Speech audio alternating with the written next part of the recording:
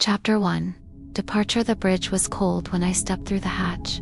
It's always cold in the first hour of ship's morning. The environmental systems dial back during sleep cycle to conserve power, and the hull plating hasn't had time to absorb much heat from the reactor yet.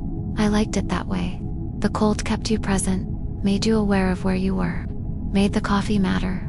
I carried my mug in both hands, feeling the ceramic warm against my palms. Real ceramic, not the synthetic stuff they press out in the station fabricators. This mug had weight to it. History. I'd carried it on for different ships over the last 15 years. The handle was chipped on one side from a drop during a rough deceleration burn, but it still held coffee just fine. The view screen flickered to life as I approached, responding to my presence. Sector 9 station spread out before me in all its cluttered glory. A sprawling orbital complex that had started as a mining way station 60 years ago and had grown like a mechanical coral reef ever since. Docking pylons jutted out at irregular angles, each one bristling with ships in various states of arrival and departure. Navigation lights pulsed in slow hypnotic patterns, red for occupied berths, green for cleared lanes, amber for caution zones where something was always being welded or repositioned.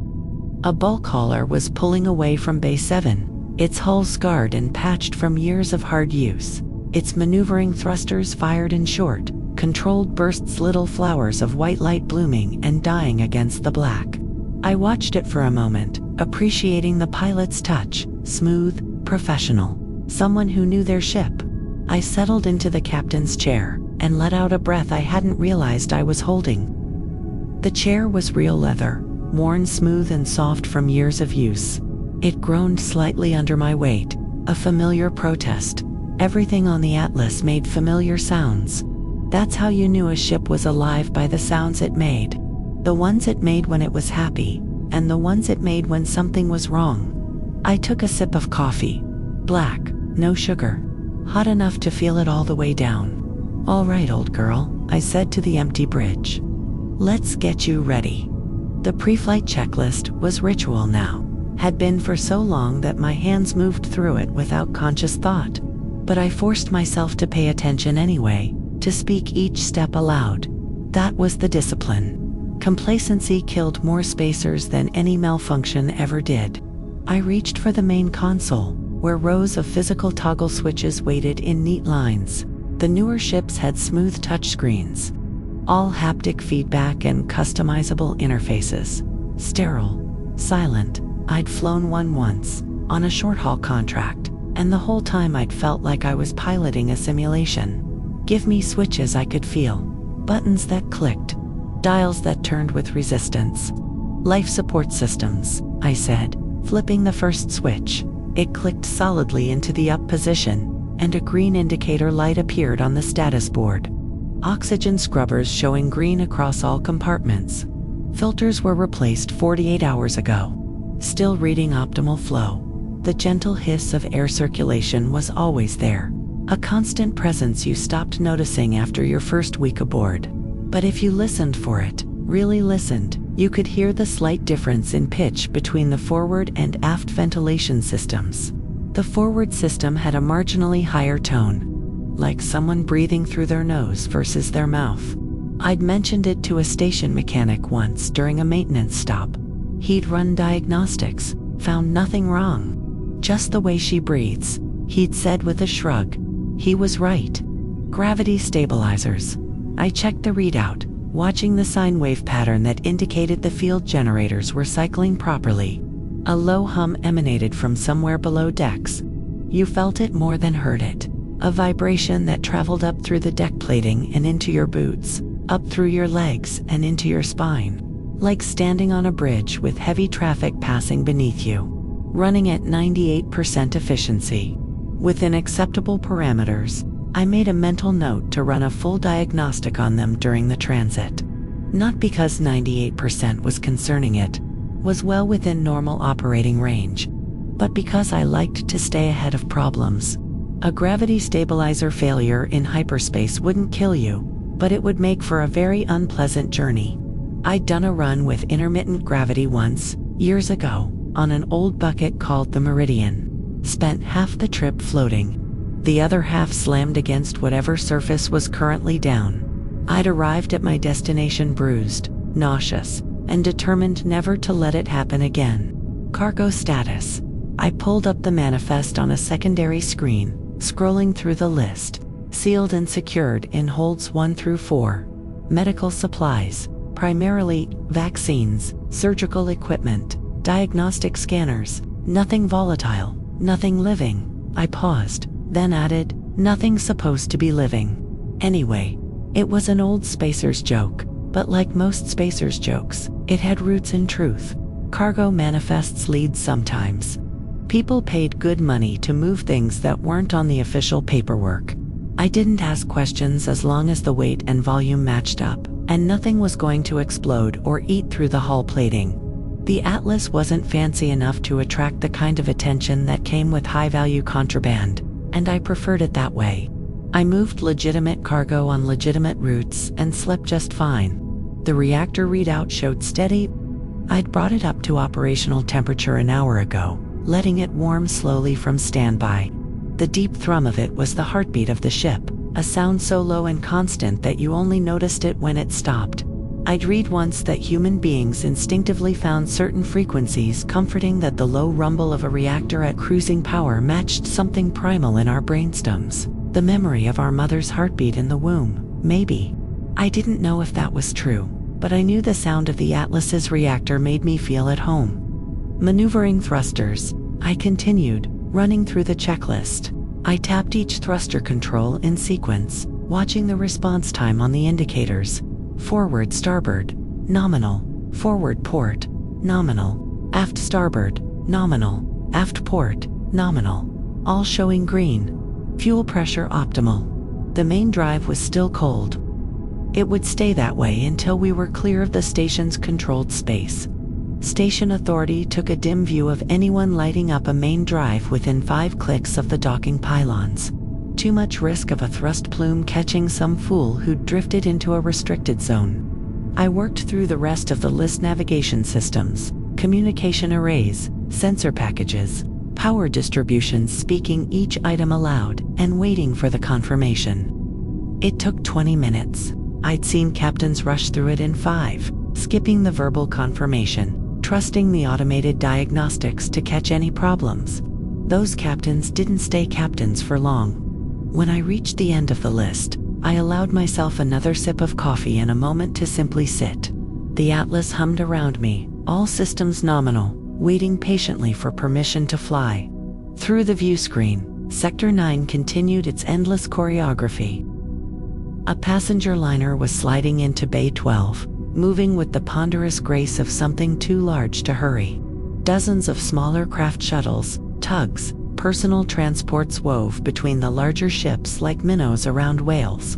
I'd been coming to Sector 9 for 8 years now, long enough to watch it grow. When I'd first docked here, there had been maybe 40 berths. Now, there were over 100, with more under construction on the station's expanding rim. Progress, they called it. I called it crowding. But the station paid well for medical supply runs, and the routes were reliable. In this business, reliable was worth more than exciting. I keyed to come. Sector 9 traffic control. This is Starfreighter Atlas, Bay 23, requesting departure clearance. The response came back immediately, the traffic controller's voice carrying that particular blend of boredom and efficiency. That came from saying the same things 8 hours a day. Copy, Atlas, stand by for clearance. I waited, watching the status board. Around me, the ship continued its quiet symphony of operational sounds. The soft whir of cooling fans. The occasional tick of metal expanding in the heat from the reactor. The gentle creak of the superstructure, settling under gravity sounds so familiar, I could probably pilot by them alone if all the instruments failed. Atlas, you are cleared for departure. Use departure lane 7. Maintain 500 meters per second until you clear the outer beacon. Then you're free to navigate. Fair skies, Captain. Acknowledged. Control. Lane 7, 500 MPs until outer beacon. Atlas out. I closed the COM channel and reached for the undocking controls. This was always my favorite part, the moment when the ship stopped being a piece of the station's architecture and became itself again. Independent, sovereign, mine. Disengaging docking clamps, I said to the empty bridge. I pulled the lever, solid, mechanical control that required actual force to move. The clamps weren't electronic for a reason. If you lost power with electronic clamps, you were stuck until station maintenance could come manually release you. Mechanical systems didn't care about power failures.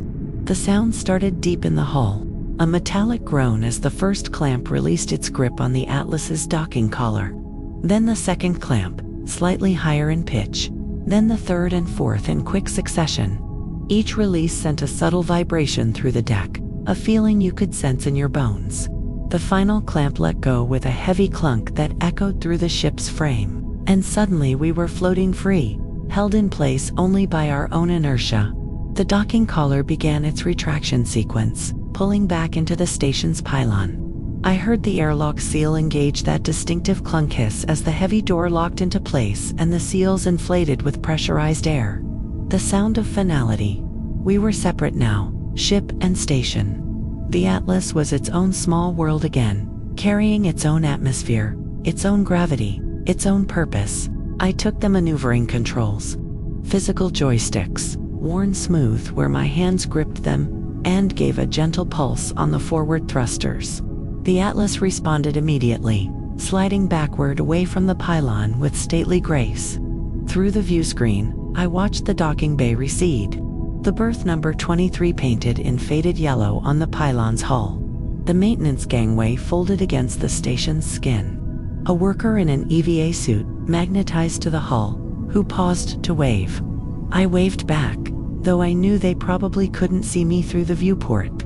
The station began to shrink, gradually at first, then more noticeably, as I applied more thrust. I kept it smooth, letting the Atlas build velocity steadily. No need to rush. We had nowhere to be except away, and the ship was happiest when you didn't hurry her. The radio crackled with traffic chatter, other ships calling for clearance, traffic control issuing instructions. The occasional warning about debris in a navigation lane. I listened with half my attention, keeping most of my focus on the controls and the view screen. The Atlas required a gentle touch for maneuvering. She massed 8,000 tons loaded, and all that momentum didn't change direction quickly. You had to think ahead, anticipate where you wanted to be 30 seconds from now, and start the correction now. Outbound freighter, this is Tug 7. We're moving a cargo pod through lane 9. Recommend you adjust trajectory 0.2 degrees port. I checked the nav display. The tug was visible on sensors, a small blip dragging something much larger behind it. I made the adjustment, felt the ship respond. Acknowledged. Tug 7. Thanks for the heads up. Safe travels, freighter. The voices on the radio began to fade as we put distance between ourselves and the station. Not from signal degradation, the COM equipment was perfectly capable of maintaining contact across much greater distances, but because there was simply less to say. The organized chaos of the docking zone gave way to the emptier space beyond, where ships were fewer and farther between. I glanced at the nav display. 4 clicks from the station now. Another minute and we'd crossed the outer beacon. Sector 9 station had become small enough to fit in my palm. Were I to reach out and try to cup it? The neon lights that had seemed so bright and busy were now just a soft glow, like a lantern seen from a distance. Soon it would be indistinguishable from a star, just another point of light in the infinite dark. I'd made this departure dozens of times from dozens of stations, and it never got old. The moment when civilization fell away behind you and the void opened up ahead. Some people found it frightening. That vastness, the sheer scale of nothing between here and the next port. I found it peaceful. Out here, the only sounds were the ones your ship made. The only voices were the ones you chose to listen to. The only schedule was the one you set. The outer beacon flashed past a navigation buoy marking the edge of station-controlled space. Beyond this point, I was free to navigate as I pleased. That's the line, I murmured. I disengaged the velocity restriction and began plotting the jump coordinates. The star charts appeared on the navigation screen, a three-dimensional web of routes and waypoints. My destination was Kepler Station, 14 light-years away. A straight shot by hyperspace standards, 6 days of transit time including deceleration. I'd made the run before. Good route, minimal traffic, nothing complicated. I entered the coordinates manually, even though I could have just loaded them from the database. It was another ritual, another way of staying present. Your fingers on the keys, entering numbers that would determine where you ended up. It made it real. The nav computer chewed on the coordinates for a moment, then confirmed them. Course plotted, jump solution calculated. The hyperspace drive began its charging sequence, a process that would take about 10 minutes. I could feel the change in the ship's vibration as power diverted to the drive capacitors. The reactor's hum deepened slightly, taking on more load. I used the time to orient the ship. Hyperspace jumps were theoretically possible from any vector, but it was smoother if you lined yourself up with your destination first. Less stress on the drive, less subjective transit time. I fired the maneuvering thrusters in a careful sequence, watching the ship's nose swing around on the nav display until we were pointed at empty space in the direction of Kepler Station. Sector 9 was behind us now, invisible unless I actively looked for it in the rear sensors.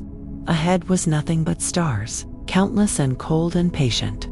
The hyperspace drive status indicators cycled from amber to green. Fully charged, ready. I rested my hands on the controls and took a breath. This was the other moment I loved. The moment of commitment. Once you engaged the hyperdrive, you were going. No second thoughts, no changing your mind. For the next 6 days, the Atlas and I would be cut off from the rest of humanity, existing in our own small bubble of reality while the ship carried us across distances that would take decades at sublight speeds. Some captains called the hyperspace transition the jump, made it sound violent. But it wasn't, not if your equipment was properly maintained. The Atlas's drive was 20 years old, but I kept it in good condition. Regular maintenance, quality parts, no cutting corners. It wouldn't let me down. Engaging hyperdrive, I said aloud. I pressed the activation control. The change wasn't sudden. It didn't slam into you like a wall. Instead, it built gradually, a sensation more than a sight. The stars on the view screen began to stretch, elongating from points into lines. Not dramatically at first, just a subtle distortion, like looking through old glass. But the distortion grew, the stars pulling longer and longer, until they were brilliant streaks of light, radiating out from the ship in all directions. The ship's vibration changed. The deep rumble of the reactor was still there, but overlaid on it now was something higher, smoother, a hum that you felt in your chest, in your teeth, in your skull. Not unpleasant, almost musical. The sound of the ship sliding sideways out of normal space into whatever strange geometry hyperspace occupied. The streaks of light began to blur together, merging into a soft, continuous glow. Colors bled into one another. White stars became tinged with blue and violet at their leading edges, red at their trailing edges. The view screen tried to make sense of it, tried to render what the sensors were detecting, and gave up. The stars dissolved into a smooth gradient of color that shifted constantly, like oil on water. The sensation of motion faded. We were still accelerating, the nav display confirmed. We were building velocity far beyond what was possible in normal space, but there was no feeling of it. No GFCs, no sense of direction. Just the smooth, high-gliding hum of the hyperdrive and the gentle light show on the view screen. I let out a breath and felt the tension drain from my shoulders. We were away, properly away now, enclosed in our hyperspace bubble, traveling faster than physics should allow because we weren't quite in the same physics anymore. The Atlas hummed around me, content. All systems stable, course locked. Nothing to do now but exist for a while. Let the ship carry us across the dark. I picked up my coffee mug, still warm. I took a sip and settled deeper into the captain's chair, watching the colors shift on the view screen. This was why I did it. Not for the cargo fees or the station contracts or even the romance of space travel that people planetside seemed to think was the appeal. I did it for this, the quiet, the solitude, the simple pleasure of being in motion while perfectly still, of being completely alone while carrying a ship full of cargo that someone, somewhere, was waiting for. Out here, the universe simplified. There was the ship, and there was the route, and there was the destination. Everything else fell away. I finished my coffee, set the mug aside, and began the post-jump checklist. Not because anything was likely to be wrong, the transition had been smooth, but because ritual mattered. Because discipline kept you alive. Outside, if outside even meant anything in hyperspace, the nothing between stars slid past at speeds that made light seem slow. Inside, the Atlas hummed its steady song, and I hummed along with it, and we flew together into the welcoming dark. End of chapter. Chapter 2, The Nebula. The first indication came from the nav computer, a gentle chime and a text notification scrolling across the bottom of the display. Approaching Veil of Orpheus. Transit time, approximately 4 hours. I'd been expecting it. The Veil sat right in the middle of the route between Sector 9 and Kepler Station. Unavoidable unless you wanted to add 3 days to your journey by going around. Most captains didn't bother. The nebula was non-hazardous. Just a vast cloud of gas and dust left over from some stellar event that happened before humans even existed. It didn't interfere with hyperspace travel, didn't stress the shields, didn't do anything except look remarkable. I straightened in the captain's chair and set aside the maintenance log I'd been reading. We were 2 days out from Sector 9, settled into the comfortable routine of transit. I'd spent the morning running diagnostics on the cargo bay climate control, eaten a meal of rehydrated stew that wasn't as bad as it could have been, and been looking forward to this moment since we'd departed. The Veil of Orpheus. I'd passed through it twice before, and both times it had been the highlight of the journey. The view screen still showed the standard hyperspace vista, that shifting gradient of colors that your brain couldn't quite resolve into anything concrete. But as I watched, something changed. The colors began to deepen, to gain texture.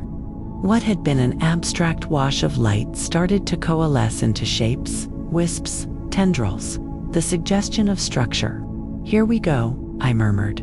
The transition was gradual. The formless hyperspace glow didn't vanish so much as transform, like fog gaining density.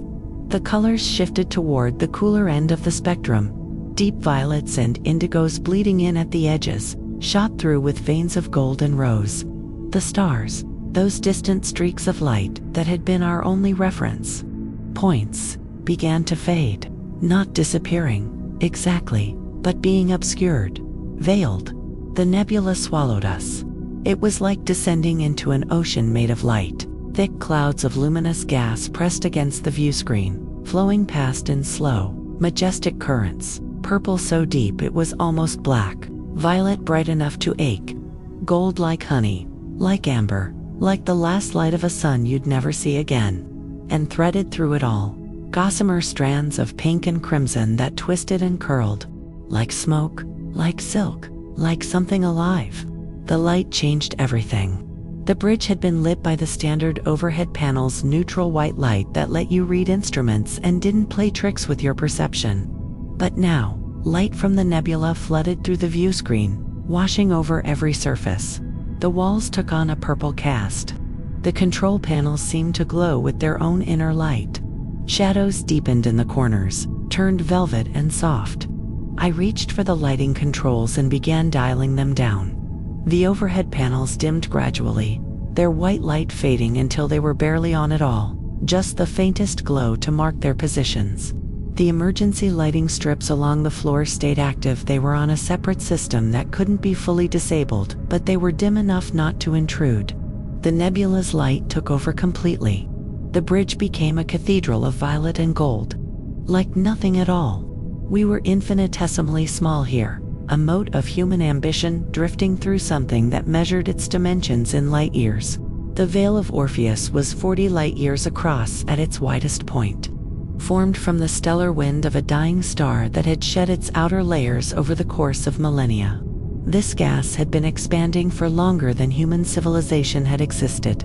It would continue expanding long after humanity was gone, until it dissipated into the background radiation of space or collapsed to form new stars. We were just passing through. A sound began to register, so soft at first, I wasn't sure if I was imagining it. A gentle pattering, like rain on a tin roof, like fingers drumming on glass. I listened, trying to place it, and realized it was coming from the shields. Microparticles. The nebula wasn't truly empty space. It was filled with dust, with ice crystals, with molecules of gas that were thicker here than in the void beyond. As we moved through it, these particles encountered the Atlas's shields, the invisible electromagnetic envelope that protected the hull from debris. Most of the particles were so small they passed through without interaction, but some were just large enough to register, to create a tiny spark of energy as they were deflected or vaporized. The shields were translating those impacts into sound through the hull, giving them voice. Space, rain. It was hypnotic, not rhythmic. There was no pattern to it, no beat but constant. A soft susurrus that filled the silence, like standing in a forest during a light drizzle. I closed my eyes and listened, feeling the sound wrap around me.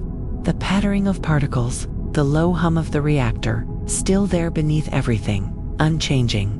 The whisper of air through the ventilation system. The Atlas had its own music, and the nebula had added a new voice to it.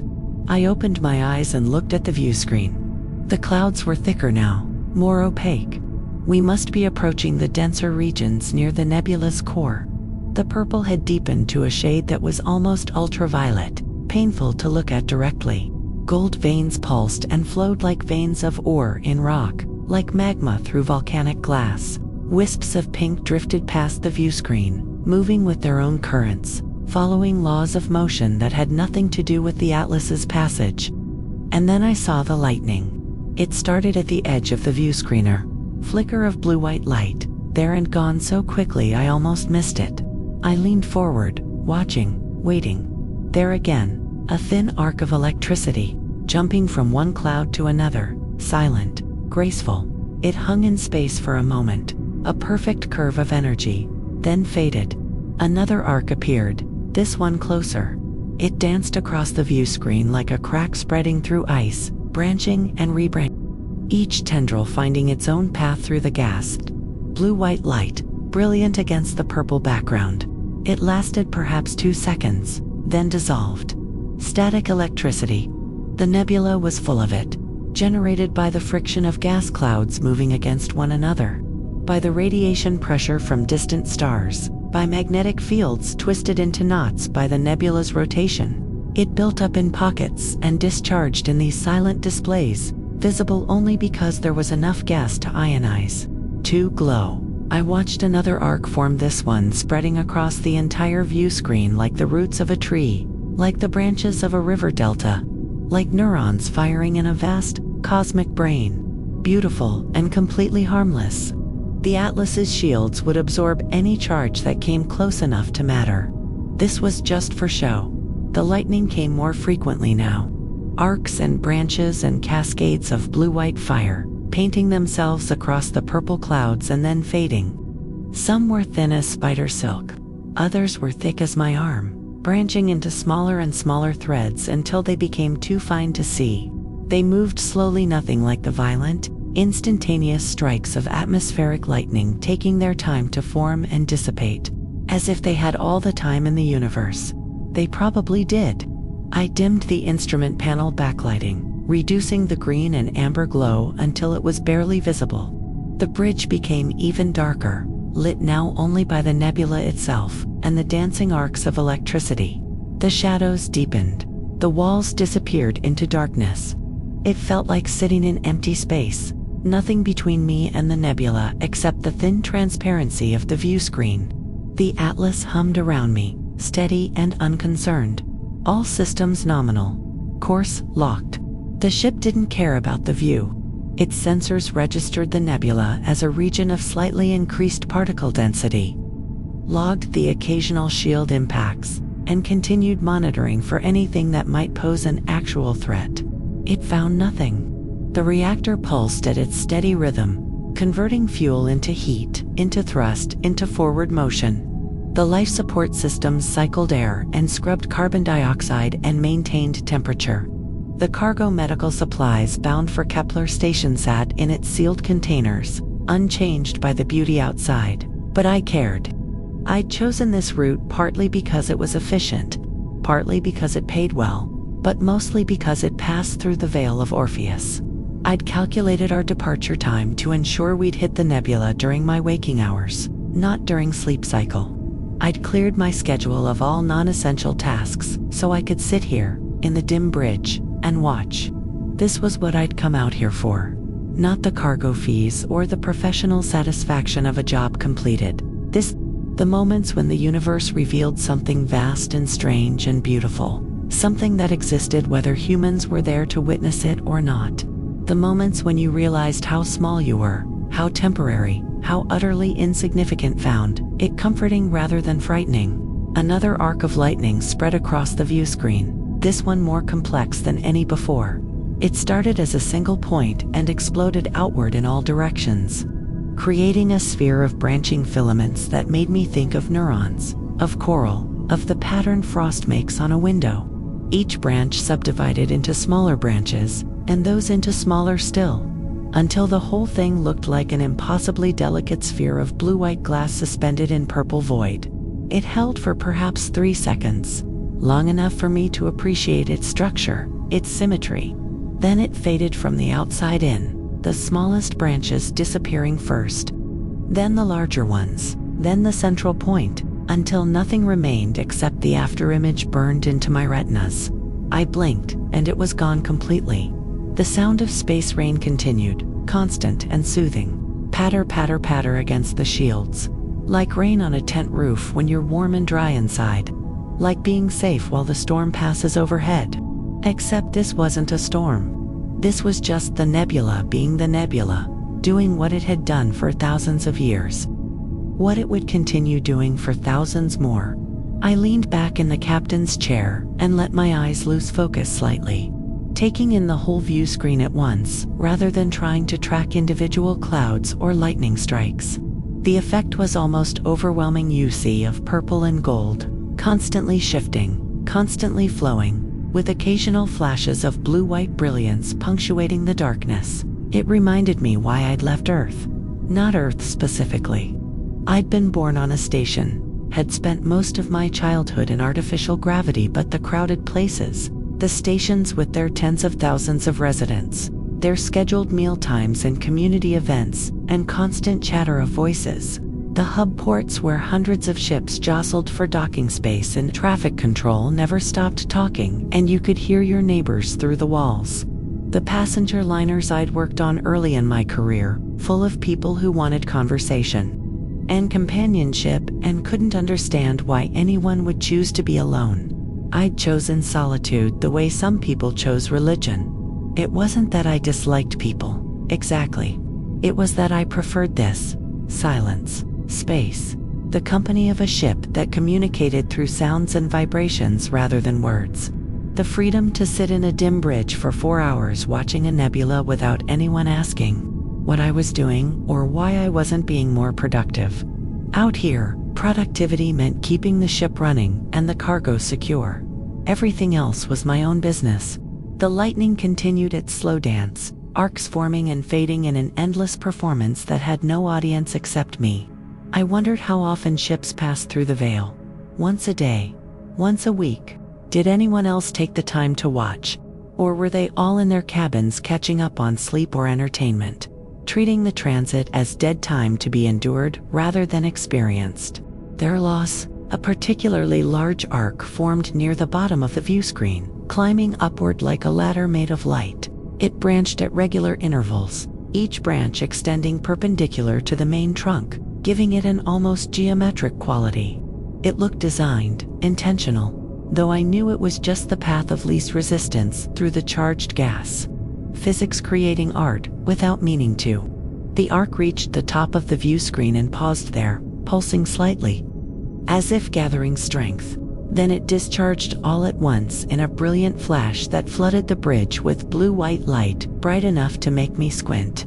The afterimage danced across my vision for several seconds after the light faded, purple and gold ghosts overlaying the real purple and gold outside. I smiled. The nebula was showing off. Time became strange in the veil.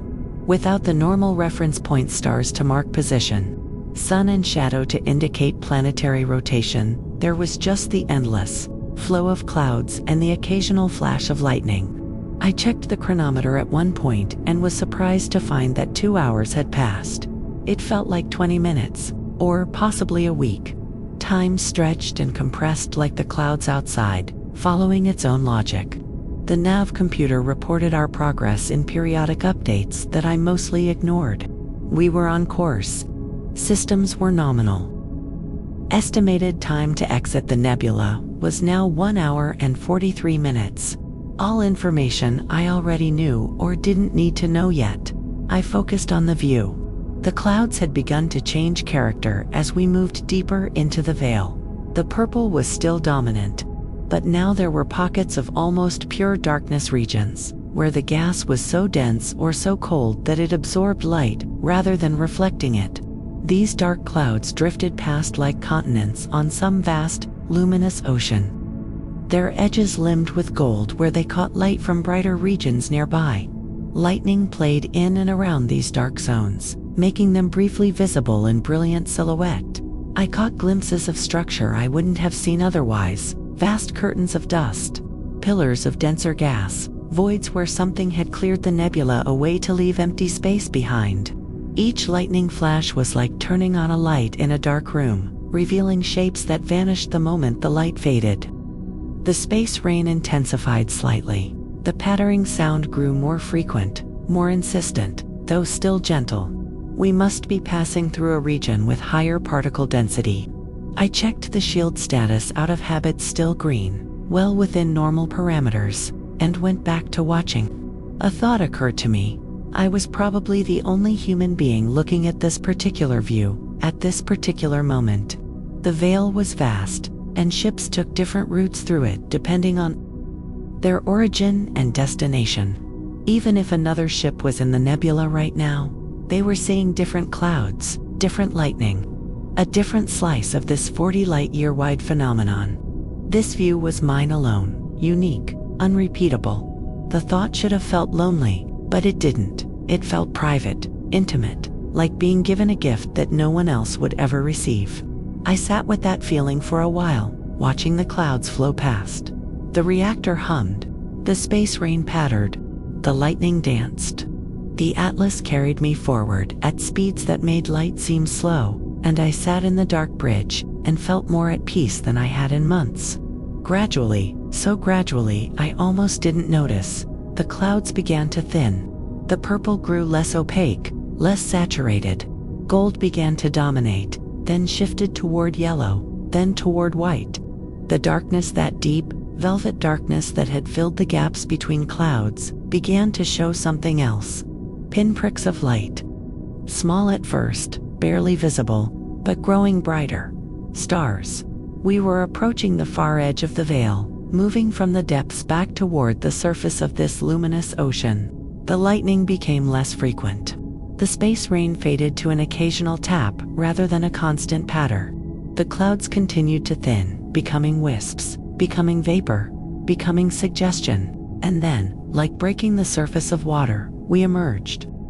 The stars returned all at once, sharp, cold, brilliant points of light scattered across the infinite dark. The nebula fell away behind us, now visible as a vast cloud bank receding in the rear sensors. From this side it glowed with internal light, purple and gold and pink. Beautiful but distant, untouchable. The bridge lights flickered and began to brighten automatically, sensing the change in external illumination. Warm yellow light filled the space, chasing away the purple shadows, making the bridge familiar again. The instrument panels resolved into their normal colors. My hands on the armrests were tan again, not purple. The magic dissolved. I let the lights come up to about half power, then locked them there. Full brightness felt wrong after 4 hours in the dark. I needed a transition period, a chance to adjust. The view screen showed normal space again, the standard hyperspace vista of stretched starlight that we'd been seeing before the veil. It looked almost boring by comparison, though I knew that was unfair. This was the view that took you between stars, across distances that would take lifetimes at sublight speeds. It was remarkable in its own way, but it wasn't the nebula. I sat quietly for a while, letting the experience settle. The reactor hummed its constant note. The ventilation whispered, all the familiar sounds of the Atlas being the Atlas, unchanged by what we'd passed through. The nav computer reported that we'd successfully transited the Veil of Orpheus and were continuing on course to Kepler Station. Estimated arrival, 4 days, 6 hours. I pulled up the logs and noted the transit. Entered Veil of Orpheus at 14:23 hours ship time. Uneventful passage. Exited at 18:11 hours. All systems nominal. The kind of dry, factual language that would tell anyone reading the log exactly nothing about what those 4 hours had actually been like. But that was fine. Some things weren't for the logs. I stood and stretched, feeling my back crack in several places. 4 hours in the captain's chair, barely moving, just watching. I'd be stiff later, but it was worth it. The coffee mug sat where I'd left it, hours ago, empty and cold. I picked it up and headed for the galley, already thinking about the next time I'd pass through the veil. Different season, different route, different clouds, different lightning. The same piece. Behind me, through the view screen, the last traces of purple and gold faded into the distance, until they were indistinguishable from the stars. End of chapter. Chapter 3, Maintenance. The indicator light had been blinking for about 20 minutes before I decided to do something about it. Not because it was urgent, the system diagnostics were clear that it wasn't.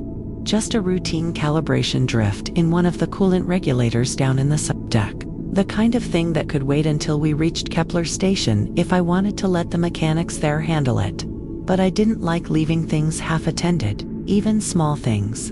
And besides, I had nothing else scheduled for the afternoon. I finished the last of my coffee. It had gone lukewarm while I'd been reviewing the supply list and set the mug down on the console.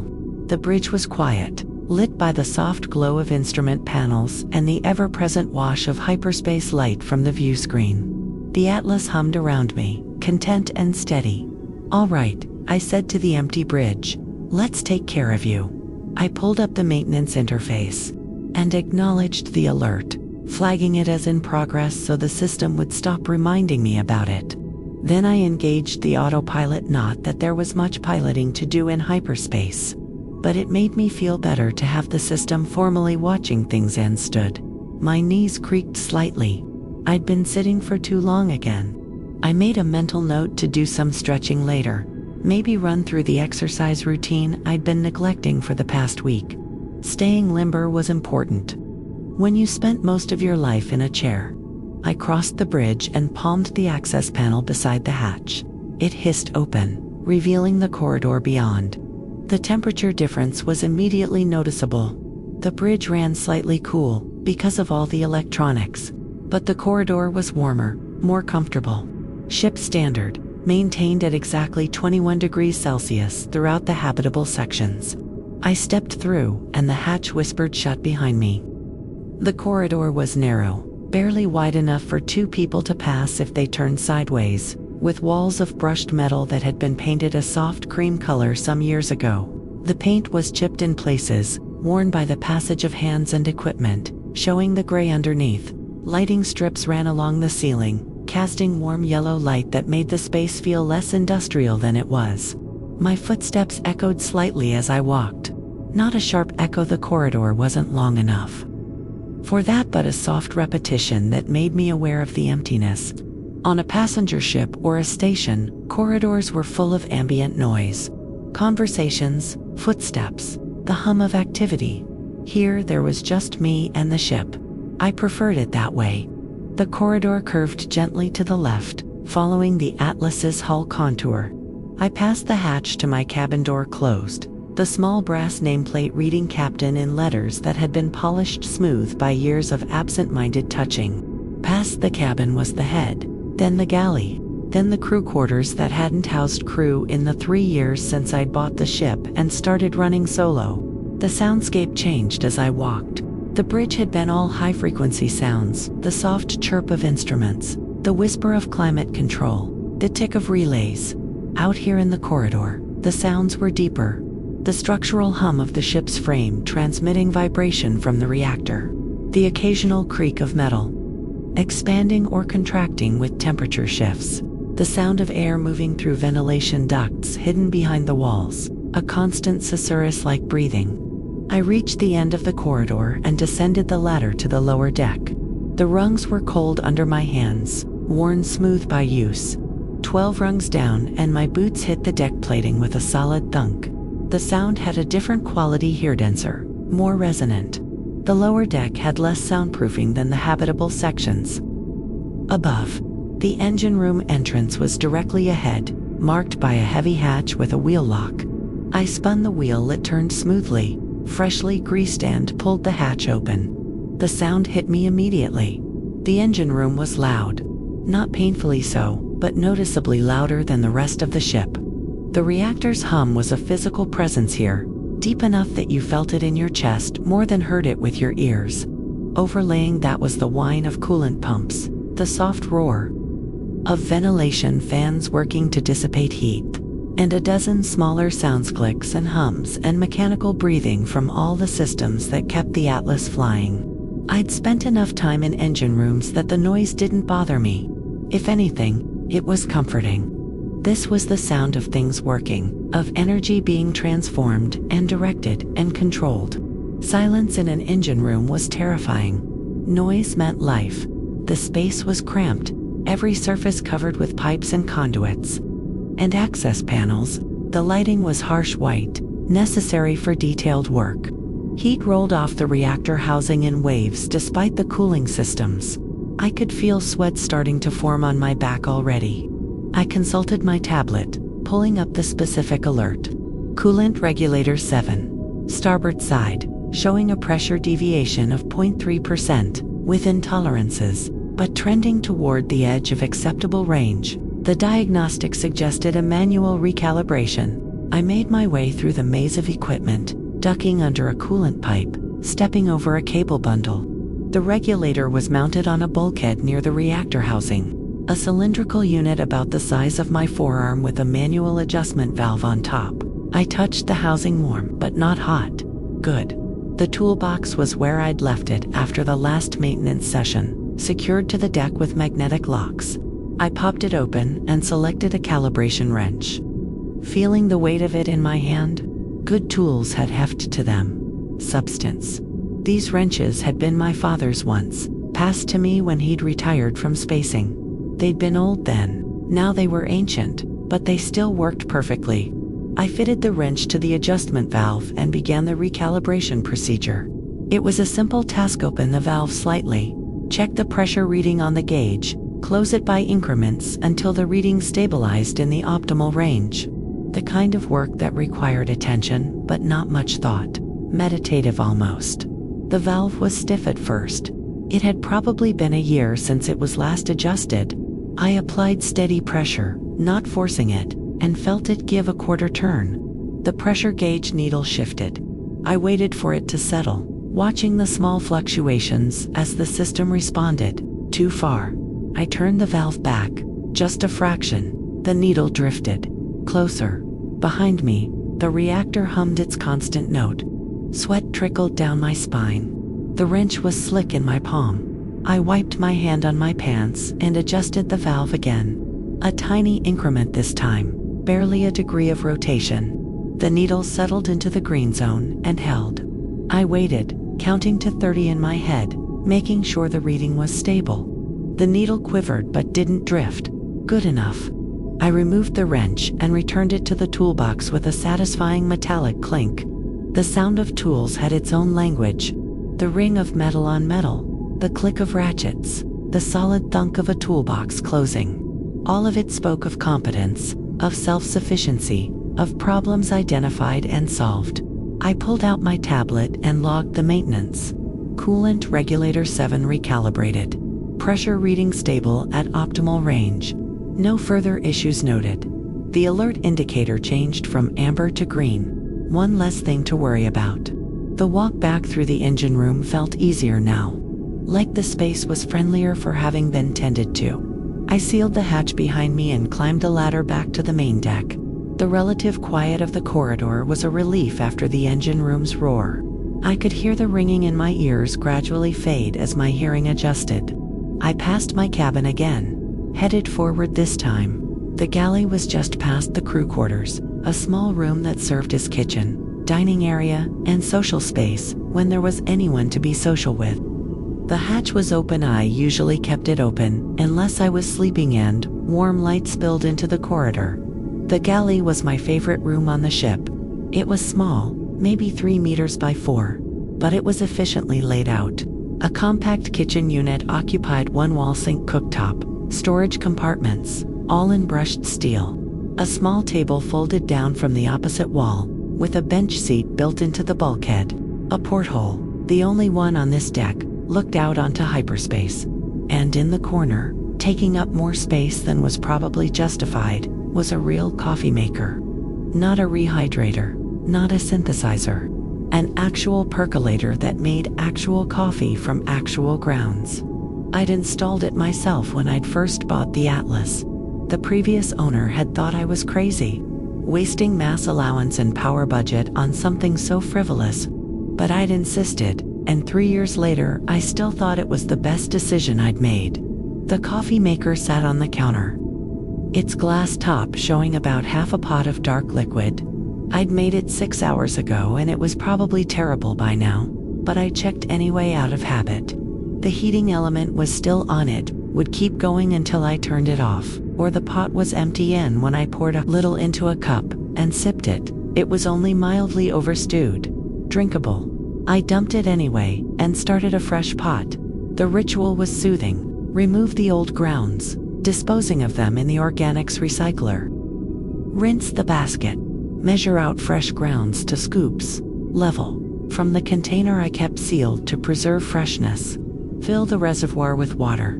Fit everything back together. Flip the switch.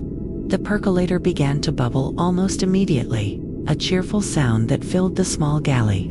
I could see the water cycling up through the clear tube at the top, cascading over the grounds, turning brown. The smell hit a moment later. Fresh coffee, rich and slightly bitter. The best smell in the universe as far as I was concerned. While the coffee brewed, I made myself a sandwich. The galley's refrigeration unit hummed quietly in the background, maintaining its temperature with the same steady competence as every other system on the ship. I opened it and surveyed the contents. Bread, slightly stale but still acceptable. Synthetic cheese that tasted almost like the real thing. Sliced protein that claimed to be turkey but probably wasn't. Lettuce from the hydroponic garden, one deck up, crisp and green, and definitely real. I assembled the sandwich on the small counter, layering ingredients with the care of someone who had nothing else to do and was in no hurry to do it. Bread, cheese, protein, lettuce, more bread. I cut it diagonally because that somehow made it taste better, even though I knew that was completely irrational. The coffee finished brewing with a final enthusiastic burble. I poured a full mug and carried it and the sandwich to the table, folding the surface down from the wall and settling onto the bench. The porthole showed hyperspace in all its abstract glory. The usual shifting colors, slightly muted by the thickness of the glass. But today there was something else. Visible, a binary star system we'd passed about an hour ago. Distant enough that it appeared as two distinct points of light, one slightly brighter than the other. They were probably light years away by now. But their light still reached us, still registered on the sensors and got rendered on the display. I ate the sandwich slowly, watching the two stars. They orbited each other in a dance that had been going on for billions of years, and would continue for billions more. One star, a little larger, a little brighter. The other smaller, dimmer, but still blazing with its own nuclear fire, locked together by gravity, unable to escape each other, spinning endlessly through the void. It was beautiful in a stark, mathematical way. The sandwich was fine. The bread was definitely stale, but not so much that it was unpleasant. The cheese was cheese-like enough. The lettuce added a satisfying crunch. I'd eaten worse meals on much fancier ships. When I finished, I washed the plate in the small sink, dried it, and put it away in its designated compartment. The coffee mug I refilled and kept. The galley's cleaning took maybe 2 minutes. Wipe down the counter. Make sure the coffee maker was sitting properly on its heating pad. Check that the fridge was sealed. Small tasks, but they added up to a space that was tidy and functional. I killed the galley lights as I left, leaving just the emergency lighting to mark the space. The porthole glowed faintly in the darkness, still showing those 2 distant stars. The walk back to the bridge was peaceful. My footsteps echoed softly in the corridor. The ship hummed around me. Coffee mug warm in my hand. Everything exactly as it should be. The bridge was unchanged, only been gone maybe 40 minutes, but it felt welcoming after the harsh lighting of the engine room and the close space of the galley. I settled back into the captain's chair with a small sound of satisfaction. The leather creaked under me, conforming to my weight, familiar as an old friend. The autopilot had kept us on course, as I'd known it would. All systems green. No new alerts. Just the steady progress through hyperspace. Toward a destination still 4 days away. I set the coffee mug in its holder and propped my feet up on the edge of the console, ankles crossed. Not regulation, not professional, but there was no one here to care. One of the benefits of running solo, you made your own rules about posture and protocol. From beneath the console, I pulled out a book. An actual, physical book with paper pages and a cloth cover. It was a luxury. Mass-wise books were heavy and served no practical purpose. When you could carry thousands of texts on a tablet. But I liked the tactile reality of them, the weight in my hands, the whisper of pages turning, the smell of paper and ink. This one was a collection of essays about early space exploration, written by people who'd lived through the first expansion beyond Earth's orbit. I'd read it before, more than once, but that didn't matter. Good books rewarded rereading. I opened to where I'd left off an essay about the psychological challenges of long-duration spaceflight and began to read. The Atlas hummed around me, her voice steady and reassuring. The reactor pulsed its deep note. The ventilation whispered. Somewhere in the walls, a relay clicked on and off, regulating power to some system I didn't need to think about. All the small sounds that meant the ship was functioning, that we were safe, that the thin metal shell between us and hard vacuum was doing its job. Outside, if outside meant anything in hyperspace, the universe slid past at impossible speeds. Inside, time moved at its normal pace. The words on the page didn't change. The coffee stayed hot. The chair held me comfortably. I read for a while, occasionally pausing to look up at the view screen, at the abstract patterns of hyperspace light. My mind drifted between the words on the page and the reality of where I was, alone on a ship between stars, 4 days from anywhere, completely self-sufficient and completely at peace with that fact. Some people would find this lonely. I'd met plenty of them over the years. Spacers who couldn't handle solo runs, who needed the chatter of crew or passengers, or at least the radio contact with other ships. They'd ask me how I did it, how I could stand the isolation, and I never had a good answer for them. Because it wasn't isolation, it was solitude. There was a difference.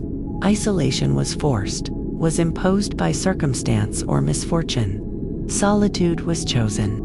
It was the deliberate decision to remove yourself from the noise and the demands and the endless negotiation of social existence. It was the freedom to sit in a chair with your feet up, reading a book while drinking coffee, without anyone wondering why you weren't being more productive or asking if you were okay or needing something from you. The Atlas never needed anything from me except maintenance and navigation. In return, she gave me a home that moved through space, a metal shell that protected me from a universe that would kill me instantly without it, and the deep, abiding comfort of purposeful solitude.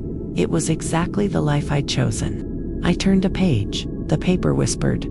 The coffee was still warm. The binary star system on the view screen had finally faded from view, reclaimed by distance. Time passed, I read. The ship flew. The reactor hummed its eternal note, and I hummed quietly along with it, and we moved together through the nothing between. Stars. My eyes grew heavy eventually. The words on the page started to blur slightly. I marked my place with a scrap of paper. Dog-earing pages was barbaric hand. Set the book aside. The coffee was nearly gone, just a sip left at the bottom of the mug. I finished it anyway. I should probably move to my cabin, sleep in an actual bed. But the chair was comfortable, and the bridge was warm, and I could feel the ship around me like a presence, like a guardian. The view screen showed its steady light. The instruments glowed their soft greens and ambers. I closed my eyes, just for a moment, just to rest them. The atlas hummed. The ventilation whispered.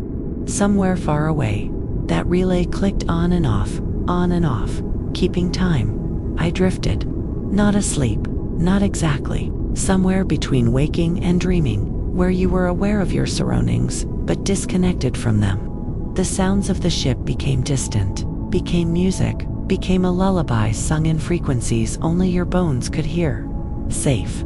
That was the feeling. Complete and utter safety inside this metal shell, hurtling through hyperspace at speeds that made light seem slow. Protected from the void, from the cold, from the radiation and the emptiness, and all the ways space wanted to kill you. The Atlas wouldn't let that happen. She'd carry me safely across the dark, the way she'd carried me dozens of times before. All I had to do was trust her, and I did. The humming continued. The chair held me. Time passed in that strange, elastic way it had when you were half asleep. Eventually I surfaced again, blinking slowly, feeling the stiffness in my neck from the awkward angle. The chronometer showed that 20 minutes had passed. Just a nap then, nothing substantial. I straightened in the chair, rolled my shoulders, felt things crack and realign. The coffee mug was empty. The book sat where I'd left it. The view screen still showed hyperspace in all its glory. All systems green. 4 days to Kepler Station. Everything exactly as it should be. I picked up the book again and found my place.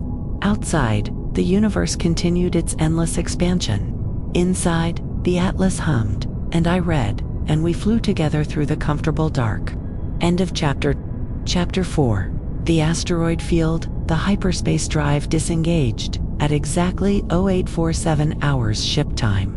Just as the nav computer had calculated it would 3 days ago when I'd plotted this leg of the journey. The transition was smooth, gradual deceleration, rather than a sudden drop. The high, gliding hum that had filled the bridge for days slowly descended in pitch, becoming deeper, more grounded, until it merged with the reactor's constant drone. The colors on the view screen collapsed inward, the stretched starlight contracting from streaks back into points. The abstract beauty of hyperspace folded away, replaced by the hard reality of normal space. Stars appeared, sharp and cold, and perfectly still, and between them, filling the view screen like a slow-motion river, were the asteroids. The shattered belt. I'd passed through it twice before, and each time it had taken my breath away. Not because it was dangerous, it wasn't. Not if you paid attention, but because of the sheer scale of it. The belt stretched for thousands of kilometers in all directions, a vast field of tumbling stone that had once been a planet, or maybe a moon, broken apart by some ancient collision or tidal force. Now it drifted in a loose orbital pattern, each piece following its own trajectory, moving with the patient inevitability of geological time. The rocks ranged from gravel to mountains. Most were somewhere in between ship-sized, station-sized chunks of stone and metal and ice, rotating slowly as they traveled. Some were roughly spherical, smoothed by millennia of micro-collisions. Others were jagged and angular, showing the violence of whatever had broken them free. All of them were silent, ancient, and utterly indifferent to the small metal ship approaching them. I sat forward in the captain's chair, hands already moving to the manual controls. The nav computer had plotted a course through the belt. A safe path that would take us around the densest concentrations and minimize collision risk. It was a good path, efficient. the kind of route an algorithm would calculate, but I preferred to fly it myself. There was something meditative about manual navigation, something that required your full attention in a way that watching an autopilot didn't. You had to be present for it, had to feel the ship's responses, had to think 3 moves ahead like you were playing chess with Newton's laws. I disengaged the autopilot and felt the controls come alive under my hands. The flight stick, worn smooth by years of use, fit my palm perfectly. The throttle sat under my left hand, ready to adjust our speed with the slightest pressure. Through the stick, I could feel the subtle resistance as the maneuvering thrusters fired. The way the Atlas wanted to drift when you weren't actively correcting. The proximity radar began its rhythmic beeping, a soft pulse that marked the presence of nearby objects. Each beep represented something large enough to matter: asteroids that were on trajectories close enough to our own that the computer thought I should know about them. The beeps were slow for now, maybe 1 every 3 seconds. That would change as we moved deeper into the belt. I eased the throttle back, reducing our approach speed to something more manageable. The reactor's hum shifted slightly lower. The Atlas slowed, gentle and obedient.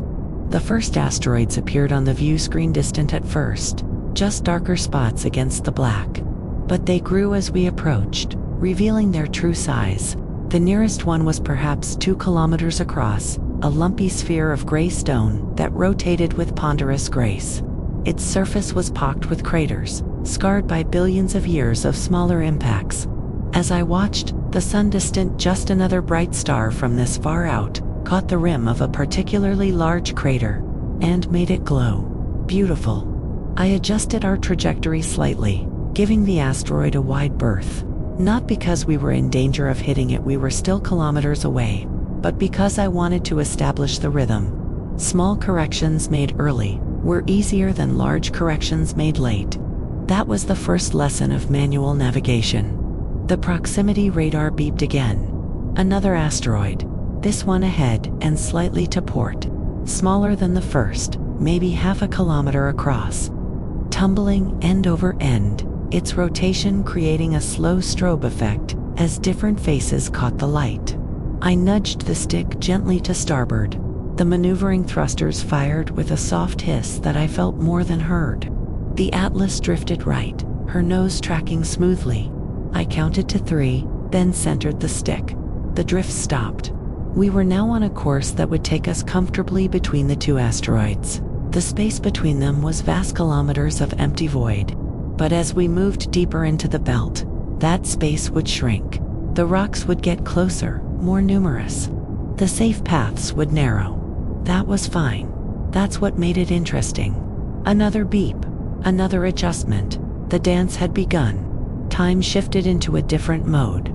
Not slow, exactly, but stretched.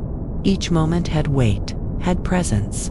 I was aware of everything: the position of every asteroid within visual range, the readout on the nav display showing their projected trajectories, the feel of the stick in my hand, the sound of the reactor, the rhythm of the proximity radar. Beep, adjust, wait, beep, adjust, wait.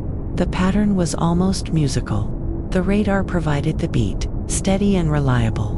The thrusters added punctuation: short hisses when I needed lateral movement, longer burns when I needed to change our forward velocity. The creaking of the ship's frame as it responded to each input gave texture, a counterpoint of metal flexing and settling. I fell into the flow state.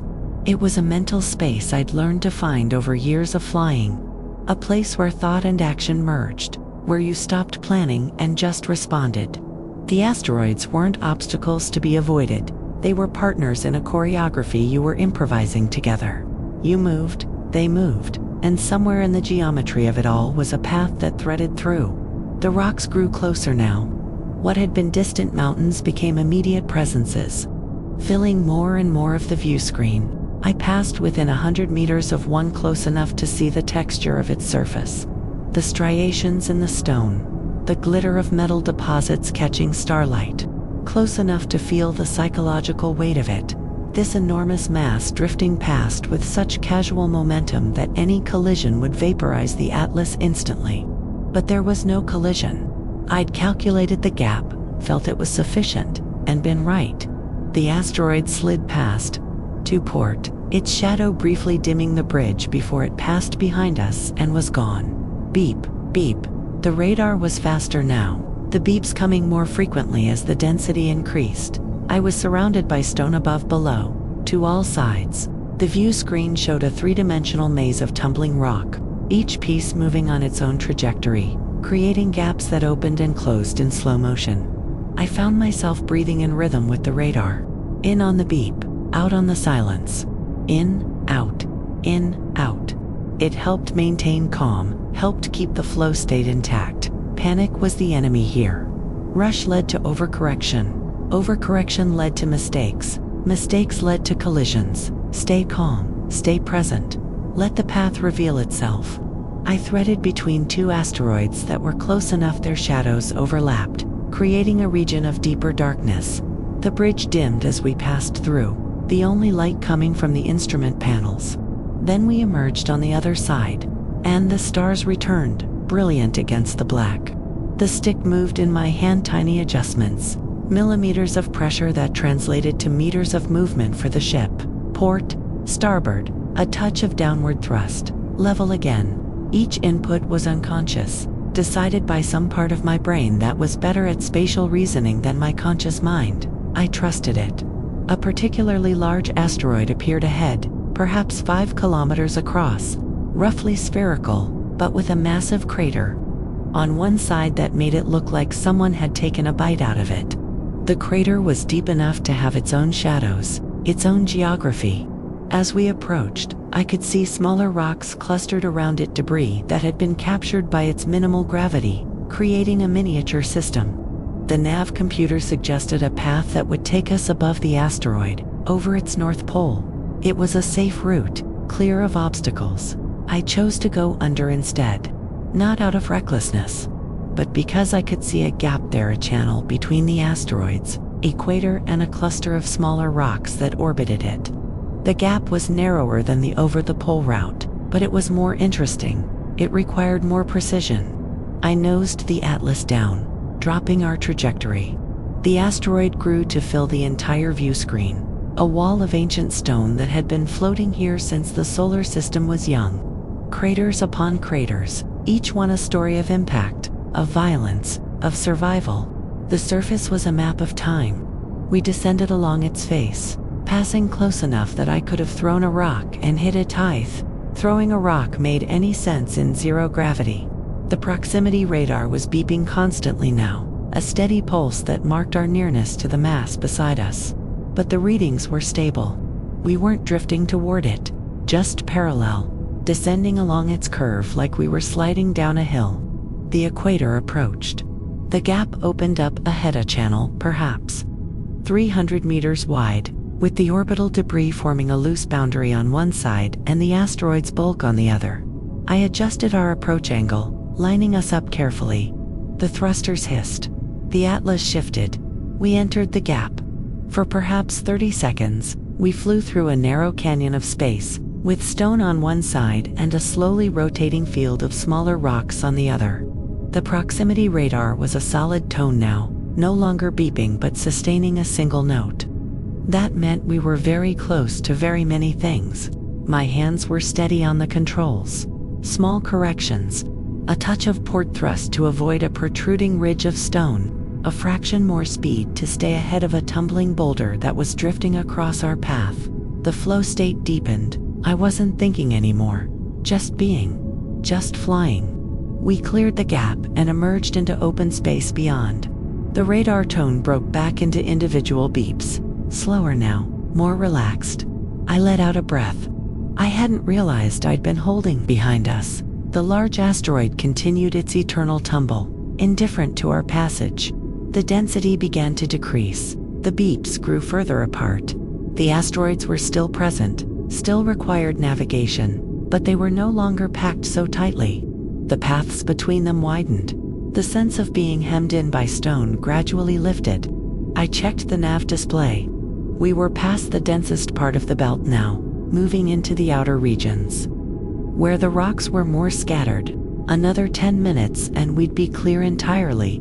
but those 10 minutes still required attention. I'd seen spacers get careless near the end of an asteroid transit, thinking they were already through, and that's when mistakes happened. You flew it all the way through, or you didn't fly it at all. Beep. Adjust. Wait. The pattern continued, but slower now, more relaxed. The asteroids passed at greater distances, their presences marked on the radar, but not immediately threatening. I began to think about what came after the re-engagement of the hyperdrive, the final 2 days of transit to Kepler Station, the docking procedures. But not yet. First, we finished this. A shadow fell across the view screen. I looked up and saw an asteroid larger than any we'd encountered so far. Not 5 kilometers across. Not 10. More like 50. A small moon drifting through the belt's outer edge. It dominated the view, a sphere so large, its curvature was barely noticeable, making it look like a wall stretching to infinity in all directions, and we were heading directly into its shadow. The nav computer had plotted our course to pass behind it relative to the distant sun, at least. For the next several minutes, the asteroid would eclipse that light, plunging us into its shadow. Not total darkness, there were other stars, and they provided some illumination, but close enough. I dimmed the instrument panel, backlighting preemptively, letting my eyes start adjusting. The shadow approached like a tide, a line of darkness sweeping across the field of smaller asteroids ahead of us. They disappeared one by one, swallowed by the umbra. Then the shadow reached us. The bridge went dark. Not completely, the instrument panels still glowed. The emergency lighting strips still marked the floor, but the view screen became a void. The stars disappeared. The asteroids disappeared. There was just darkness. Absolute and total. The kind of dark that only existed in the shadow of something so massive it could block the light of a star. The only sound was the reactor's hum and my own breathing. I kept my hands on the controls, maintaining our course by instruments alone. The nav display showed our position relative to the asteroid, showed we were safely in the clear, passing behind it at a distance of several hundred kilometers. No danger, just darkness. It was oddly peaceful. They came back one at a time, pinpricks of light piercing the darkness at the top of the view screen. Then more, and more, until suddenly we crossed the terminator and the full starfield returned all at once. Brilliant and overwhelming after the darkness. I squinted involuntarily, my eyes needing a moment to adjust to the sudden light. When they did, I saw that we'd cleared the massive asteroid entirely. It was behind us now, receding, its shadow stretching away in the opposite direction. Like a road we'd just traveled. Ahead, the way was clear. The proximity radar beeped once, twice, long intervals of silence between them. The last stragglers of the belt, isolated rocks drifting in the deep black. I navigated around them almost absently, my attention already shifting forward. The nav display confirmed what I could see on the view screen. We were in the clear. The asteroid density had dropped to effectively zero. Just empty space ahead, the normal void between destinations. I engaged the autopilot and felt the controls go slack in my hands as the computer took over. The Atlas made a few minor adjustments, fine-tuning our course, then settled into a stable trajectory. I leaned back in the captain's chair and let out a long breath. My shoulders were tense, my back stiff from holding position for the past hour. I rolled my neck, feeling things crack and release. The shattered belt lay behind us now, a river of stone we'd successfully navigated.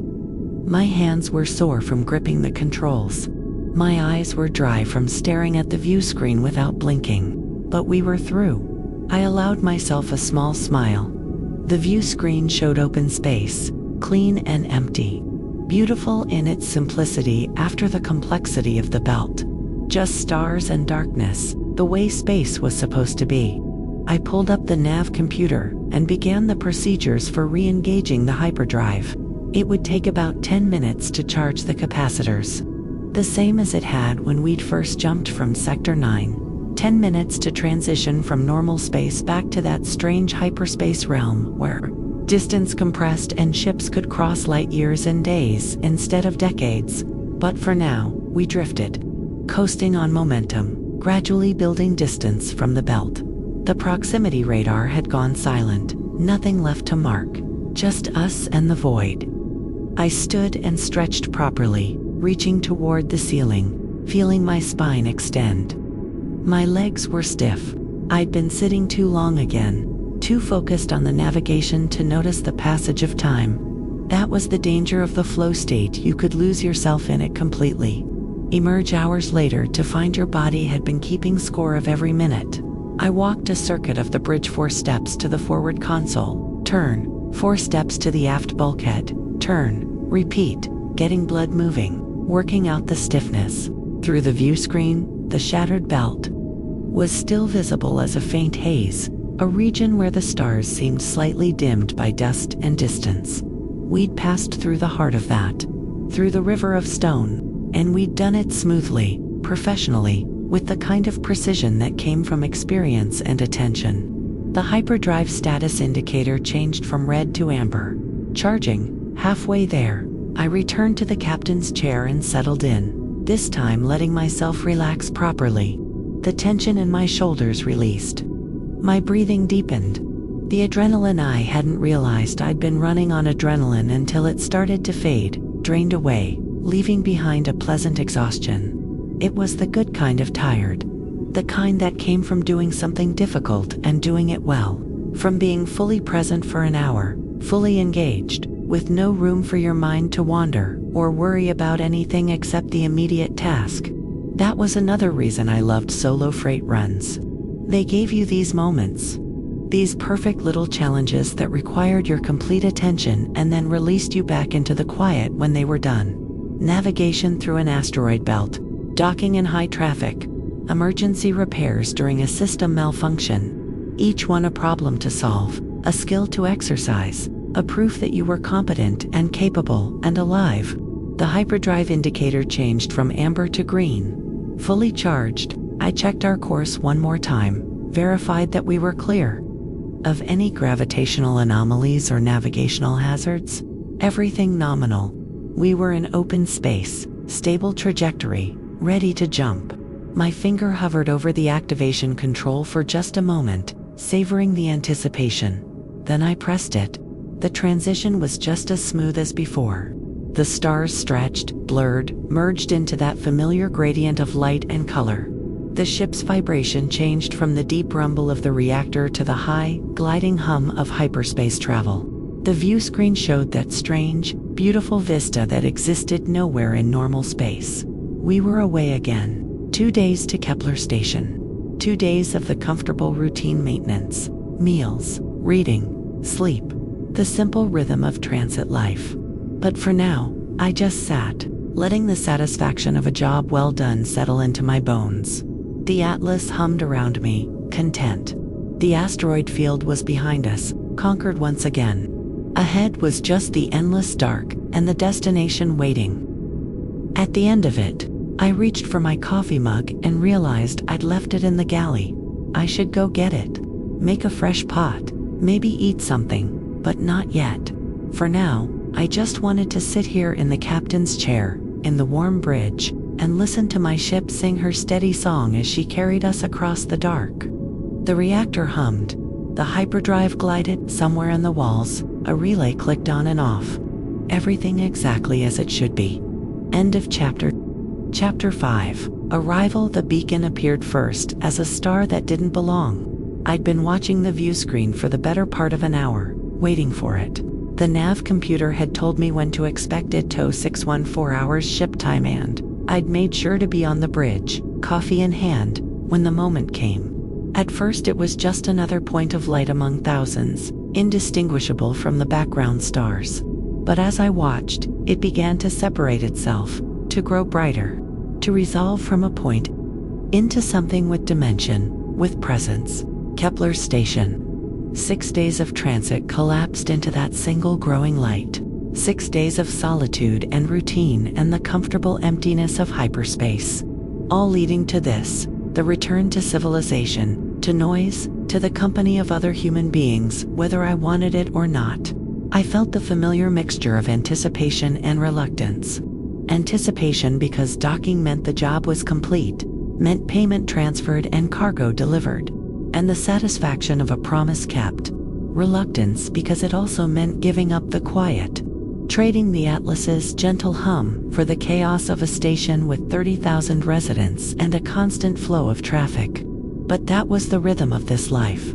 Out and back, solitude and society, the void and the port. You couldn't have one without the other. I took a sip of coffee and watched the station grow. The hyperdrive had disengaged 20 minutes ago, dropping us back into normal space. At the edge of Kepler's approach zone, we were still 100,000 kilometers out, but closing steadily on thrusters alone. The Atlas knew the way she'd made this approach dozens of times before. Details began to emerge as we drew closer.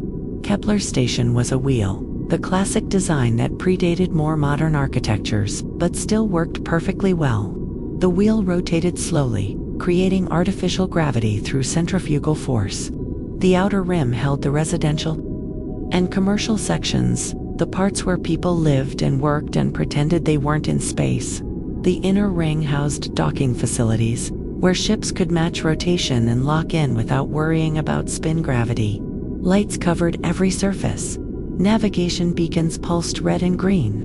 Windows glowed yellow and white, thousands of them. Each one a reminder that people lived here, slept here, went about their lives in this small circle of metal and air floating in the void. From this distance, the station looked like a piece of jewelry, like something delicate and precious. Up close, I knew it would look like what it was, a working industrial facility, scarred by decades of use, patched and repaired, and constantly maintained. But from here, with distance softening the details, it was beautiful. I reached for the COM controls and keyed the channel for Kepler approach. Static hissed for a moment, then cleared. Kepler approach, this is Starfreighter Atlas. Inbound from Sector 9, requesting docking clearance and berth assignment. The response came back almost immediately, and I felt something in my chest relax at the sound of another human voice. It had been 6 days since I'd spoken to anyone but myself and the ship. 6 days of silence except for the Atlas's mechanical song. Atlas, Kepler approach. Good to hear from you, Captain.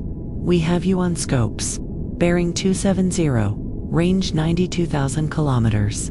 Proceed to outer marker, and stand by for docking assignment. Welcome back. The controller's voice was warm, professional, tinged with what sounded like genuine friendliness. They probably said the same thing to every incoming ship, but it still felt welcoming. Human connection, mediated through radio waves, but real nonetheless. Acknowledged, approach. Proceeding to outer marker. Atlas out. I adjusted our trajectory slightly, bringing us into alignment with the approach corridor. The nav computer overlaid the course on the view screen, a cone of green light, showing the preferred path. I was well within it, but I made a minor correction anyway, centering us properly. No need to be sloppy on the final approach. Kepler Station continued to grow. The wheel structure was clear now, rotating at perhaps 1 revolution per minute. Slow enough that you didn't really notice it if you were on board, fast enough to generate comfortable gravity on the rim. The docking ring was the stationary part. In the center, a cylinder that didn't spin, where ships could dock without having to match rotation first. Other ships were visible now, coming and going. A heavy hauler was pulling away from the station, its massive bulk moving with ponderous grace. A passenger shuttle was on approach ahead of us, its running lights blinking in the standard pattern. Farther out, I could see the drive flares of ships accelerating toward jump points, heading out into the black the way I'd be doing again. In a few days, the cycle continued. Always ships arriving, always ships leaving. Kepler was a hub, a waypoint, a place where routes intersected. You came here because you were going somewhere else. The outer marker appeared on the nav display, a virtual boundary that marked the edge of controlled space. I throttled back, reducing our approach speed to something the traffic controllers would find acceptable. The reactor's hum shifted lower. The Atlas slowed, patient and obedient. Atlas, Kepler approach. You're cleared to inner marker. Assigned berth is Delta 7. Transmitting approach parameters now. The nav computer chirped as it received the data precise course that would take us to our assigned docking berth. Delta 7 was on the inner ring's equator. A good berth. Easy access to the main concourse. Close to the cargo transfer facilities. Acknowledged. Approach. Proceeding to Delta 7. Atlas out. I followed the approach parameters, letting the nav computer guide us in. This was the dance, the careful choreography of approach velocities and vectors that brought a ship safely from the emptiness of space to the crowded environment of a station. Get it wrong, and you could drift into another ship's path, or miss your berth entirely, or come in too fast and crumple your docking collar against the station's hull. Get it right, and it looked effortless.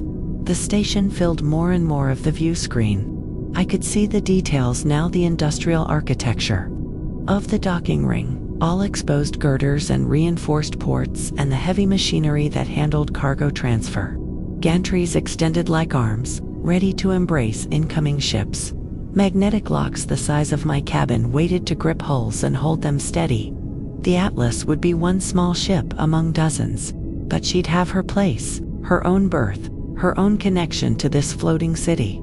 The cum crackled again. All traffic, be advised. Berth Delta 4 is experiencing technical difficulties. Route around marker Delta 4 Alpha. Repeat, route around Delta 4 Alpha. I checked the nav display. Delta 4 was 2 berths over from our assigned spot, close enough that I made a note of it, but far enough that it wouldn't affect our approach. The Atlas continued her steady glide toward Delta 7. We were close now, less than a kilometer out. The docking ring dominated the view. A massive cylinder that looked solid and permanent despite being a human construction floating in vacuum. I could see other ships already docked, their hulls pressed against the station's ports. Umbilicals connected, cargo being loaded or unloaded through the transfer tubes. Soon, that would be us. Atlas Kepler approach. You are cleared for final approach. Delta 7, match rotation, and proceed to docking collar. Contact Delta 7 Port Authority once secured. Acknowledged. Approach. Commencing final approach. Atlas out. This was the delicate part. The docking ring didn't rotate, but it was surrounded by the spinning wheel of the station proper. I needed to match our orientation to the berther approach at exactly the right angle, and do it all while other ships were doing the same thing in adjacent berths. I took manual control, disengaging the autopilot. This was something I preferred to do by feel. The maneuvering thrusters fired in careful sequence, port, starboard, down, adjusting our angle of approach. The Atlas rotated slowly, aligning with the docking collar. A brief burst that brought us to a near stop relative to the station. We drifted the final few meters on momentum alone, the Atlas gliding toward her berth like she'd done it 1,000 times before. Because she had. The docking collar filled the view screen. I could see the magnetic locks waiting, open and ready. The proximity sensors began to bip a slow, steady rhythm that would speed up as we got closer. 10 meters. 5, 3, contact. The landing gear touched first, a heavy thud. V. That traveled through the ship's frame, felt in my bones. Then the docking collar engaged, and the magnetic locks closed with a sound like thunder, like a giant door slamming shut. Clang. The Atlas shuddered slightly, then went still. We were down. The artificial gravity of the station took over immediately. The subtle shift as Kepler's spin-generated gravity replaced our own stabilizers. I felt the difference, a slight increase in weight, a change in the direction of down, that my inner ear registered even if my conscious mind didn't. The transition was smooth, well within comfortable parameters. I sat back in the captain's chair and let out a breath. The approach was complete. The docking was secure.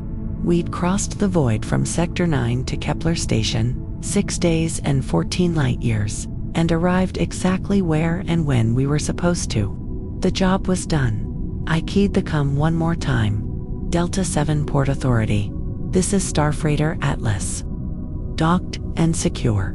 Requesting cargo transfer scheduling and station services. A different voice answered this time, more businesslike than the approach controller had been. Copy, Atlas. Confirming secure dock. Cargo transfer crew will contact you within the hour. Station services available immediately. Welcome to Kepler Station. Captain, acknowledged. Atlas out. I closed the comm channel and sat in the sudden quiet. Outside, the station hummed with life. 30,000 people going about their business, ships arriving and departing, cargo moving, commerce happening. But inside the Atlas, there was just the familiar sound of the reactor and the soft hiss of life support. Not for long though. Soon the cargo crews would arrive.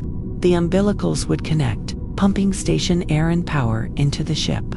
The medical supplies in our hold would be offloaded, logged, and distributed. Payment would be transferred to my account. Forms would be filled out. The bureaucracy of civilization would reassert itself. But first, I had to put the ship to sleep. I began the shutdown sequence, working through it with the same methodical attention I'd given the pre-flight checklist 6 days ago. Each system needed to be properly secured, properly transitioned from active operation to standby or external support. Main engine, I said aloud, my hand moving to the appropriate switch. The toggle clicked down with a solid feel. The reactor's hum immediately began to drop in pitch, spinning down from operational power to standby. The deep thrumming that had been constant for 6 days faded gradually, like a heartbeat slowing. Within 30 seconds it had settled to a low purr, barely audible. Still producing power. The reactor never shut down completely, but just enough to maintain critical systems. Shields, another switch, another click. The electromagnetic field that had protected us from micrometeorites and radiation for the entire journey collapsed, no longer necessary inside the station's protective hull. I heard the subtle change in the ship's ambient noise as the shield generators spun down, adding their own small contribution to the symphony of shutdown. Maneuvering thrusters. Click. The thruster fuel lines closed, preventing any accidental firings while we were docked.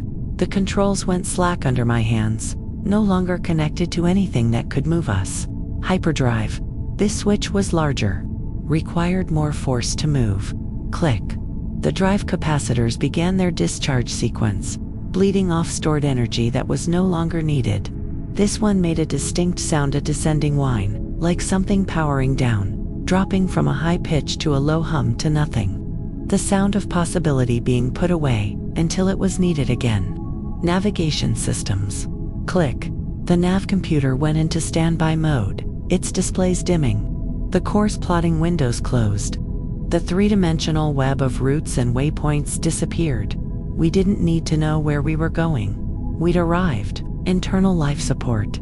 This was always the last one. The system you shut down only when external support was available. I checked the status. Display station air was flowing through the umbilicals. Station power was connected and stable. We were breathing Kepler's atmosphere now, not our own recycled air. I flipped the switch. Click. The soft hiss of the ventilation system changed character, becoming quieter. The Atlas was no longer maintaining her own environment. She was resting, letting the station carry that burden for a while. The bridge went very quiet, without the reactor's hum, without the ventilation's whisper, without all the small sounds of active systems. The space felt different, still, almost empty, but not dead. Never dead, just sleeping. The overhead lights were still on, running on station power. The emergency systems were still active. The structural integrity was still intact. The Atlas was still herself, still home, just resting between flights. I stood slowly, feeling the weight of 6 days of travel in my legs, in my back, in the stiffness of my neck. I'd need a real bed tonight, not the captain's chair. A shower with unlimited water, not the 30-second mist the ship's recycling system allowed. Maybe a meal I didn't have to rehydrate. Tomorrow I'd come back, run the post-flight checks, coordinate with the cargo crews, start planning the next run. But tonight, I'd remember what it was like to be planetside, station-side, part of civilization again, even if only temporarily. I walked slowly around the bridge, a final inspection. All the switches were in their proper positions. All the displays showed nominal status or standby mode. Everything was as it should be. My go bag was where I'd left it, secured under the console. I pulled it out, just a small duffel with a change of clothes, my tablet, a few personal items. Everything else would stay on the ship. The Atlas was more secure than any station accommodation I could afford. I stood in front of the main console, looking at the view screen one more time. It showed the interior of the docking bay now, all industrial gray and harsh work lighting. Not beautiful like the Nebula had been, not stark like the asteroid field, not peaceful like hyperspace, just functional. A place where ships came to rest, and cargo changed hands.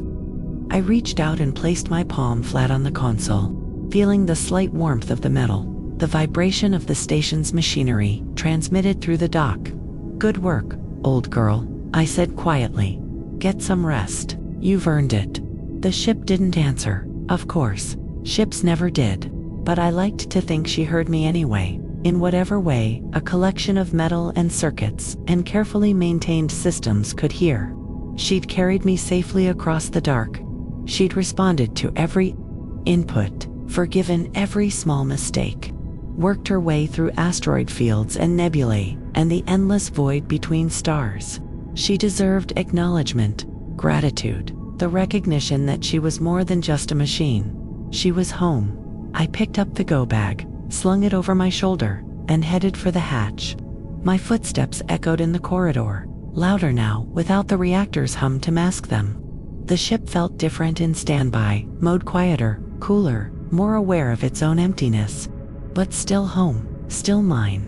I reached the main airlock and palmed the control. The inner door hissed open, revealing the short corridor that led to the outer door and the station beyond. I stepped inside and pressed the cycle button. The inner door sealed behind me with a solid thunk. I heard the pressure equalization, a soft hiss, as the airlock matched the station's atmosphere to the ship's, even though they were already nearly identical. Just a precaution, a safety measure. One last check before opening to the outside. The outer door light changed from red to green. I reached for the handle, then paused. Outside was noise, crowds, other people, the bright lights and constant activity of a station with 30,000 residents. Questions from cargo inspectors, forms to fill out. The social performance of being Captain Eris, professional freight hauler, polite and competent and appropriately engaging. Inside was quiet, solitude, the gentle darkness of a ship. At rest. I'd have to leave eventually. The job wasn't complete until the cargo was delivered and the paperwork was filed. That was the deal. That was the rhythm. But I could take one more moment. One last breath of ship's air before I opened the door and let the station in. I stood in the airlock, hand on the door handle, and listened to the silence. The Atlas hummed very softly, barely audible. Her sleeping song, the sound of a ship content, at rest, waiting patiently for the next departure. I smiled. Then I turned the handle, and the door opened, and the sound of Kepler Station flooded invoices and machinery and the endless activity of civilization, and I stepped through. The docking bay was bright after the dim airlock. Workers moved between ships, running umbilicals and cargo lines. A cargo hauler rumbled past, its electric motor whining. Someone was welding something nearby, the arc bright enough to leave after images. I blinked, letting my eyes adjust. Behind me, the Atlas sat quietly in her berth, connected to the station by a dozen umbilicals, her hull scarred by years of travel, but still sound, still capable, still home. I'd be back tomorrow. We had another run scheduled in 3 days, medical supplies again, this time out to the frontier stations. A 2-week round trip, long enough to remember why I loved the quiet. But for tonight, I was planet side, station side. I adjusted the go bag on my shoulder and headed for the exit. My footsteps echoed in the cavernous docking bay. Around me, the station hummed with life, 30,000 heartbeats instead of one. It was good to be back, but it would be better to leave again. 3 days, I could handle 3 days. Then the Atlas and I would wake up together, disconnect from the station's umbilicals, fire up the reactor, and head back out into the comfortable dark, where we belonged. End of chapter 5.